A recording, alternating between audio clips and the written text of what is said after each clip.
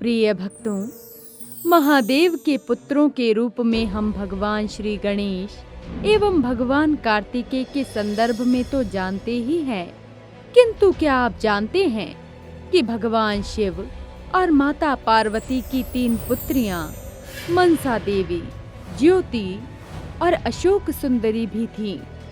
आज हम आपको एक ऐसी ही कथा सुनाने जा रहे हैं।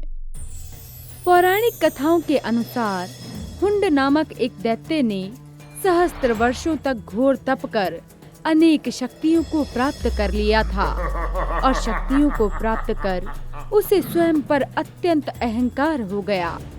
वो अपने तप द्वारा अर्जित शक्तियों का अनुचित लाभ उठाकर देवताओं को भी व्याकुल करने लगा।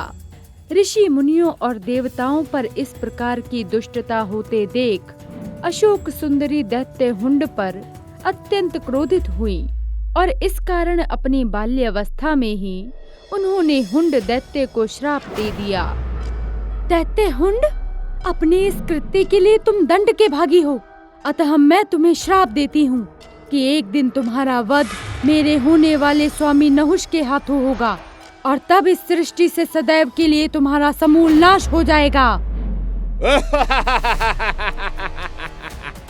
मैं सर्वशक्तिमान हूँ, कोई मेरा अंत नहीं कर सकता और इससे पहले कि तुम्हारा होने वाला पति मेरा वध करे, उससे पूर्व ही मैं स्वयं उसे मृत्यु के घाट उतार दूंगा। दैत्य हुंड के मुख से ये बात सुनकर अशोक सुंदरी अत्यंत भयभीत हो उठी और वो नहुष की रक्षा हेतु माता पार्वती के पास जा पहुंची। पुत्री अशोक सुंदरी, तुम्हारे मुख पर ये चिंता का भाव कैसा? तुम इतनी भयभीत क्यों हो? माता के पूछने पर अशोक सुंदरी ने माता को सारा वृत्तांत कह सुनाया। अशोक सुंदरी के मुख से नहुष के वध के संदर्भ में सुनकर माता पार्वती अत्यंत क्रोधित हो उठी। उस दुष्ट दैत्य का इतना दुस्साहस कि वो मेरे होने वाले जमाता का वध करने का प्रयास करे, उसके इस दुस्साहस का परिणाम तो उसे अवश्य भोगना ही होगा। वो दुष्ट नहुष को कोई हानि पहुंचाए, उससे पूर्व ही मैं उसका अंत कर दूंगी। जिसके पश्चात माता पार्वती क्रोध में आकर हुंड दैत्य का वध करने के लिए अपना रौद्र रूप मां महाकाली का रूप धारण करती हैं। किंतु यदि हुंड दैत्य का वध मां महाकाली के हाथों होता तो ये प्रकृति के नियम के विरुद्ध हो जाता, क्योंकि अशोक सुंदरी द्वारा हुंड दैत्य के लिए श्राप के फलस्वरूप उसकी मृत्यु नहुष के हाथों लिखी जा चुकी थी। इसीलिए प्रकृति के नियमों की अवहेलना न हो जाए, इसीलिए सृष्टि के रचनाकर्ता ब्रह्मदेव माता के क्रोध को शांत करने हेतु उनके समक्ष प्रकट हुए। हे जगत जननी, कृपया कर अपने क्रोध को नियंत्रित करें। यदि आपने क्रोध में आकर हुंड दैत्य का वध कर दिया तो ये सृष्टि के नियमों की अवहेलना होगी। उस दुष्ट दैत्य ने मेरे होने वाले जमाता नहुष का वध करने की घोषणा की है, तो मैं भला किस प्रकार शांत हो सकती हूँ? हे महाकाली, किंतु यह अनुचित है, इससे सृष्टि के नियमों का अपमान होगा। ब्रह्मदेव, मैं एक माँ हूँ और नहुष भी मेरे लिए मेरे पुत्र के समान है, और यदि कोई उसे हानि पहुँचाने के संदर्भ में सोचेगा भी तो मेरे हाथों उसका अंत होना निश्चित है। कृपया कर मेरे मार्ग से हट जाइए ब्रह्मदेव।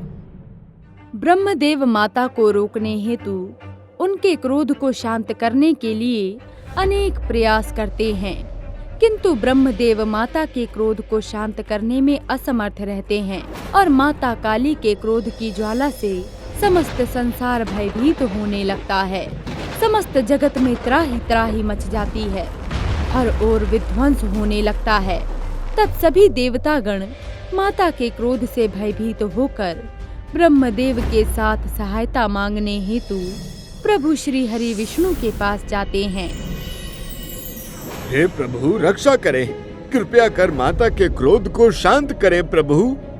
हे नारायण, हमने माता के क्रोध को शांत करने का प्रयास किया, परंतु हम उनके क्रोध को शांत करने में असफल रहे।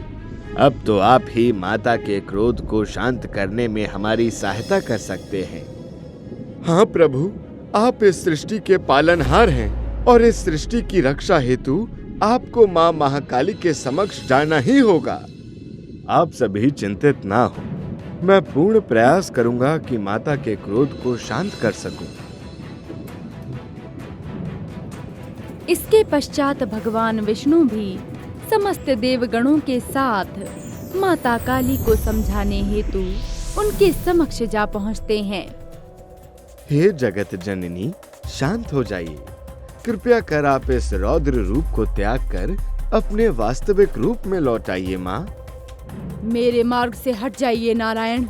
मैं इस अवस्था में नहीं कि अपने क्रोध पर नियंत्रण पा सकूं। जब तक मेरे हाथों हुंड दैत्य का वध नहीं हो जाता, तब तक मेरा क्रोध कदापि शांत नहीं होगा। किंतु माँ, आपके क्रोध से ये समस्त संसार भयभीत हो रहा है। हर ओर केवल और केवल सर्वनाश हो रहा है माते।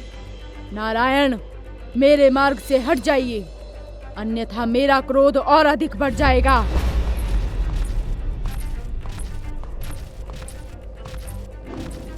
हे नारायण, माते तो इतने क्रोध में हैं कि आपके कथनों को समझने में भी असमर्थ हो रही हैं। आपने उचित कहा इंद्रदेव, माता का क्रोध अब स्वयं उन पर ही हावी हो रहा है। माता के क्रोध को नियंत्रित करने में हम सभी असमर्थ रहे हैं। अब तो हमारी सहायता केवल वही कर सकते हैं जो देवों के देव हैं, जो स्वयं महाकाली के अर्धांग महादेव हैं। इसके पश्चात सभी देवतागण सहायता मांगने हेतु महादेव की शरण में जाते हैं। तब सभी देवतागणों सहित महादेव स्थिति के संदर्भ में सुनकर माँ महाकाली को शांत करने हेतु उनके मार्ग में पहुँचते हैं। देवी काली, कृपया कर इस संसार के हित के लिए अपने क्रोध को शांत कर अपना शांत रूप धारण कर लीजिए। स्वामी, कृपया कर मुझे रोकने का प्रयत्न ना करें। अब उस दुष्ट का वध करके ही मेरा क्रोध शांत होगा। हे देवी, किंतु आप किस प्रकार हुंड दैत्य का वध करेंगी? हमारी पुत्री अशोक सुंदरी के श्राप के अनुसार दैत्य हुंड का वध नहुष के हाथों लिखा जा चुका है। महादेव, मैं इस जगत की जननी हूँ, इसीलिए मैं हर श्राप से परे जाकर इसी क्षण दुष्ट हुंड का वध कर सकती हूँ। कृपया कर आप मेरे मार्ग से हट जाइए, अन्यथा आपको मुझसे युद्ध करना होगा। ये आप क्या कह रही हैं देवी? अपने क्रोध के आवेश में आप स्वयं पर नियंत्रण ही खो चुकी हैं। इसलिए आप इस समय मेरी किसी भी बात को समझने की स्थिति में नहीं हैं। अपने अत्यधिक बढ़ते हुए क्रोध के कारण माँ महाकाली स्वयं पर नियंत्रण खोती जा रही थी और किसी के द्वारा कहे हुए किसी भी वचन का उन पर कोई प्रभाव नहीं पड़ रहा था।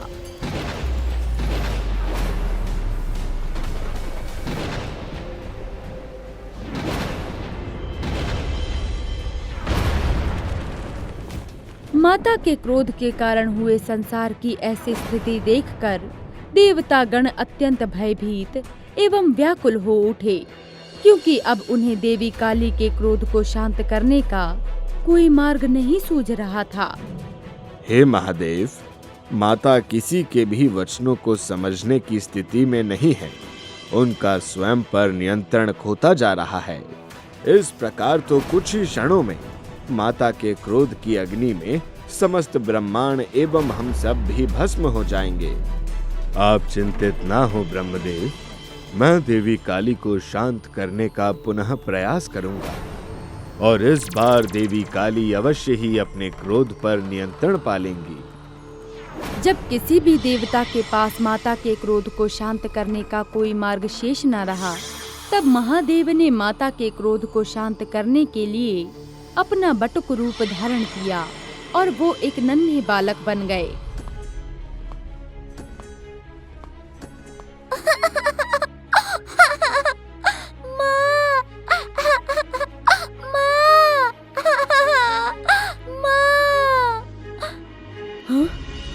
ये तो एक नन्हे बालक की रोने की ध्वनि है। इस नन्हे बालक का रूप तो मेरे स्वामी जैसा है। प्रतीत होता है कि ये मेरे रौद्र रूप को देखकर भयभीत हो गया है। पुत्र, तुम रो क्यों रहे हो? मेरे पास आओ।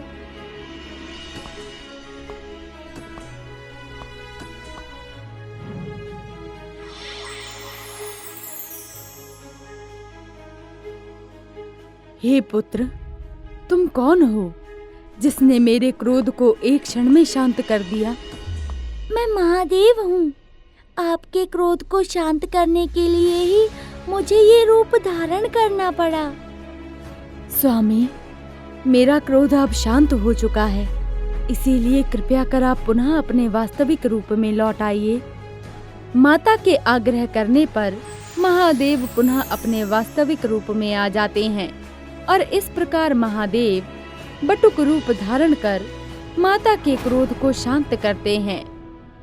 एक बालक के प्रेम के समक्ष तो इस संसार की हर शक्ति नतमस्तक हो जाती है। तो प्रिय भक्तों, आपको ये कथा अगर पसंद आई हो तो वीडियो को लाइक करें और आप अगली कथा किस महावॉरियर की देखना चाहते हैं कमेंट्स करके हमें जरूर बताइए।